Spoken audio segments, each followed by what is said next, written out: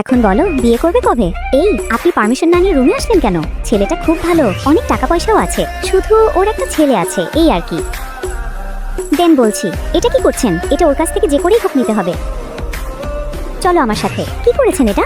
নাও খাওয়া শুরু করো। তুমি হাসছো কেন? খাও এটা। ড্যাড আমার এটা খেতে ভালো লাগে না, এটাই অনেক প্রোটিন আছে, খেতেই হবে। না অন্য কিছু খাবো। ঠিক আছে খাচ্ছি। খাওয়া শেষ করে হোমওয়ার্কগুলো করবে মন দিয়ে। পাপা তুমি শুধু আমাকেই বকো, মাম্মা দুষ্টুমি করলে কিচ্ছু বলতে পারো না। এটা খুব মজা, কি ফানি লাগছে দেখতে। এসব বন্ধ করে ঘুমাও। দাঁড়াও আগে একটা সেলফি তুলে নিই, এদিকে তাকাও। অনেক হয়েছে, এখন ঘুমিয়ে পড়ো। এই আপনি দেখতে এত হ্যান্ডসাম কেন? ও নো জেনি তুই কি করেছিস? রাতে ড্রিঙ্কস করে বিছানা তো শক্ত মনে হচ্ছে কেন? কি এগুলো? আরে এগুলো তো সব গোল্ড বার, ওইখানে একটা টাকার বোকেও রাখা আছে, এগুলো তোমার গিফট। এবার আপনি রান্না করার জন্য একদম প্রস্তুত। কি রান্না করবেন? তোমার পছন্দের সবকিছুই। ও তাই নাকি? শার্টটা তো নষ্ট হয়ে গেল। কি হয়েছে মাম্মা? ড্যাডি তাড়াতাড়ি হসপিটালে নিয়ে যাও। কি হয়েছে ডাক্তার? সবকিছু ঠিক আছে তো? প্রেগন্যান্সিতে এমন একটু হয়ই। প্রেগনেন্ট? হ্যাঁ কেন, আপনি জানতেন না?